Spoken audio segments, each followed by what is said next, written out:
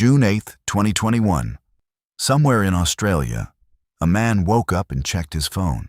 It was the most secure device he had ever owned, purpose-built for people like him. No GPS, no camera, no way for the police to read his messages. He'd been using it for 2 years. Then his door came off its hinges. At the exact same moment, in Germany, another door went down. Then one in the UK, New Zealand, Sweden, the Netherlands. In the span of 48 hours, police in 16 countries arrested over 800 people, seized 32 tons of narcotics, 8 tons of cocaine alone, $48 million in cash and cryptocurrency.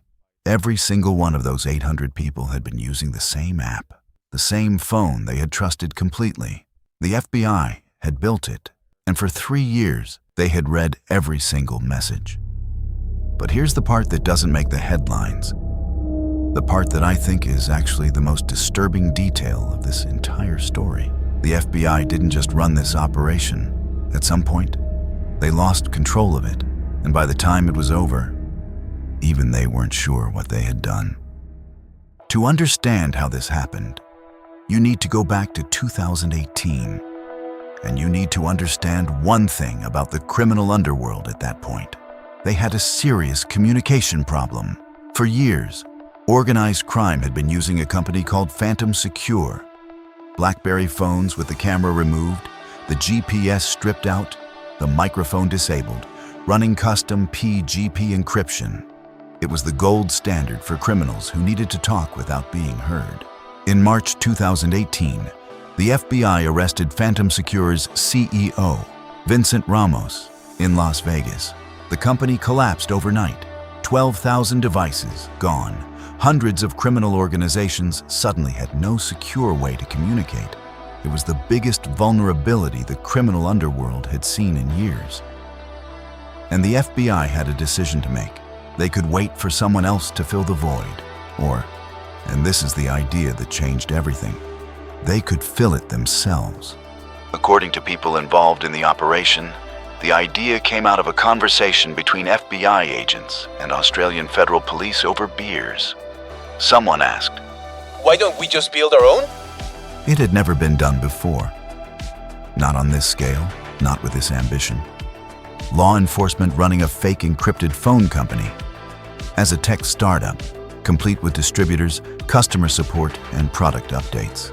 For the sole purpose of wiretapping organized crime, they decided to try it.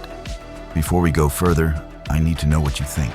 Is this genius law enforcement, or is it something that should scare all of us? Drop your answer below, because by the end of this video, your answer might change. Here's where the story gets strange. Because the FBI didn't build ANOM themselves, they couldn't. They needed someone who understood the criminal market from the inside. Someone who knew exactly what drug traffickers, hitmen, and crime bosses wanted in a secure device. They found him. He went by the name Afgoo, a technically gifted criminal connected to Hakan Ayik. At the time, the most wanted fugitive in Australia. Afgoo had already been developing his own encrypted phone before the FBI came to him. His original plan was to sell it to criminals. The FBI flipped him, turned him into an informant, and kept his project alive. But with one addition, he wasn't going to tell his customers about. The technical architecture was elegant and brutal. ANOM was installed on custom phones, ordinary Android devices with the GPS, camera, and microphone removed. The only app was a fake calculator. You'd open it, type in a PIN, and a hidden encrypted messenger would appear. Users thought messages went only to each other. They didn't.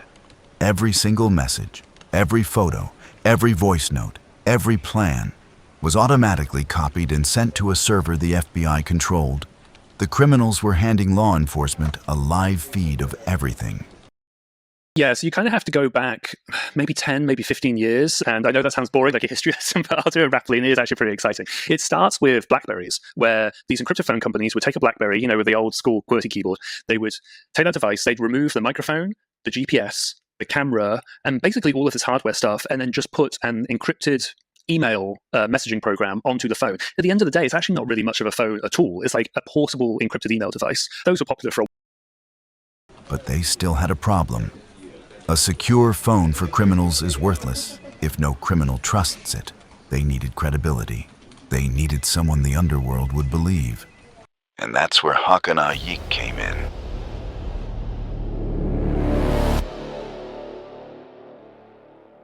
Hakan Ayik was, by 2018, one of the most recognizable figures in organized crime. An Australian of Turkish descent, he'd built a drug empire worth an estimated $2.3 billion, trafficking cocaine from South America to Australia, Europe, the Middle East. He lived openly in Turkey, posting on Instagram about his lavish lifestyle. Interpol had a red notice on him. Australia called him their most wanted fugitive. He was also, crucially, deeply paranoid about security. He constantly switched communication platforms. He vetted everyone around him obsessively. And in the criminal world, his endorsement of a product meant everything. The FBI gave him an ANOM device. He had no idea what it was. As far as he knew, it was the most secure phone on Earth. Built by criminals, for criminals. He tested it, he trusted it. And then he did exactly what the FBI needed him to do. He recommended it to everyone he knew. In the criminal underworld, trust is transactional and rare. But when one of the world's most wanted drug lords tells you a device is safe, you believe him. Within months, ANOM was spreading through criminal networks across Australia, then Europe, then Latin America, then the Middle East. Ayik even reportedly demanded that anyone who wanted to communicate with him use ANOM exclusively. Hakan Ayik, the man the FBI needed to make their surveillance operation work, became the most effective law enforcement asset in the history of Operation Trojan Shield. He never agreed to it. He never knew. He just trusted the phone.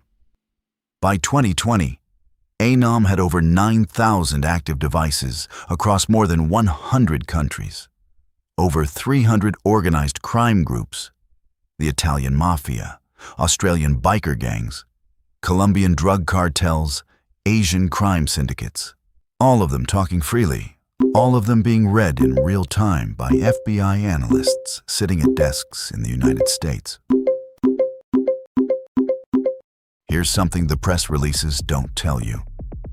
When you're reading the encrypted messages of 9,000 active criminal users across 100 countries in real time, you are not looking at a tidy intelligence operation.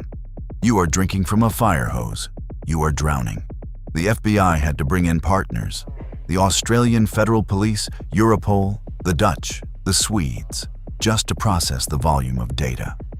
They were reading drug shipment plans, money laundering schemes, discussions about which officials to bribe, and increasingly, something that created a problem nobody had anticipated. They were reading murder plots in real time. According to investigative journalist Joseph Cox, who wrote the definitive book on this operation, Dark Wire, the FBI found itself in an impossible ethical position. If they intervened to stop every crime they saw, they'd reveal that ANOM was compromised. The operation would collapse. Hundreds of future arrests would never happen. But if they didn't intervene, people might die. There were cases where the FBI read discussions of imminent violence and could not act fast enough. The operation that was designed to save lives also, by its nature, required them to sometimes watch crimes happen. Trivial, but it's also not the hardest thing in the world. You just BCC the messages to a ghost contact, essentially, and that's what they ended up doing. The hard part is the legality, and that's really, really difficult. For the Australian authorities in Australia, they recently passed a new surveillance law at the time, and that allowed them to do this sort of thing, so it was kind of straightforward for them. For the Americans, the FBI, it was a lot more tricky. If they were going to look at phones inside the US, that would be a ton of paperwork, and to be clear, I think that's a good thing. And there was another problem growing in the background. ANOM had gotten so big, so trusted, that the FBI had started losing the ability to process what they were seeing. Analysts were working around the clock. The operation was generating more intelligence than any law enforcement agency had ever handled from a single source. They had built something they could no longer fully control.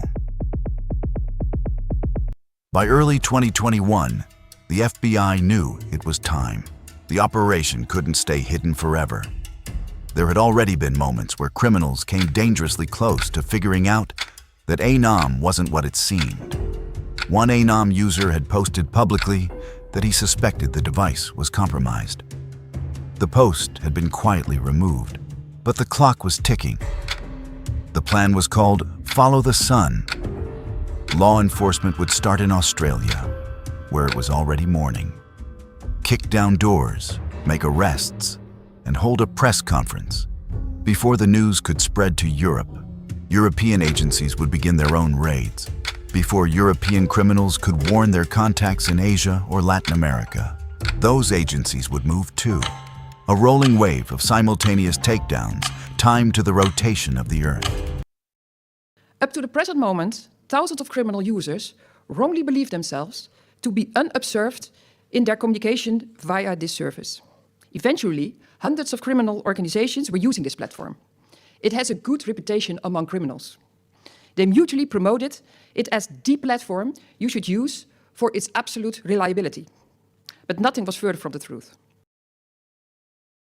June 7th, Australia wakes up to police at their doors. Bikers, drug traffickers, hitmen, people who had been speaking freely for 3 years, suddenly in handcuffs, staring at their Anom phones and trying to understand what had happened. The Australian Federal Police Commissioner held a press conference. He said law enforcement had been, quote, the eyes and ears of the criminal underworld.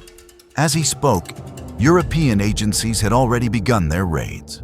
By the time the sun set in London, the DOJ was holding its own press conference in San Diego.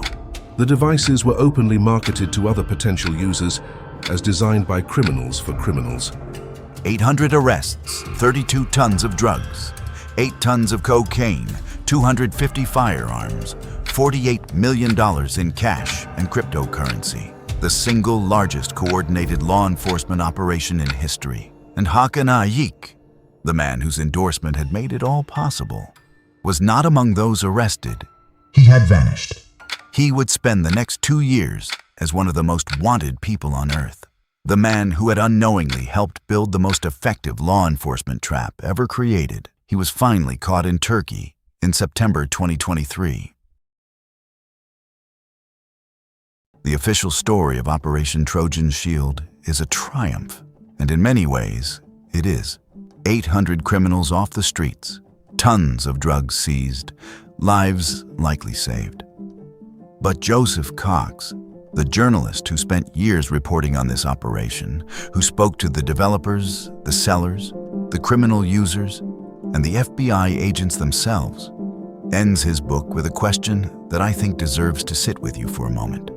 If the FBI can build a fake encrypted phone company, run it for 3 years, and read the private messages of 12,000 people across 100 countries, what's stopping any other government from doing the exact same thing?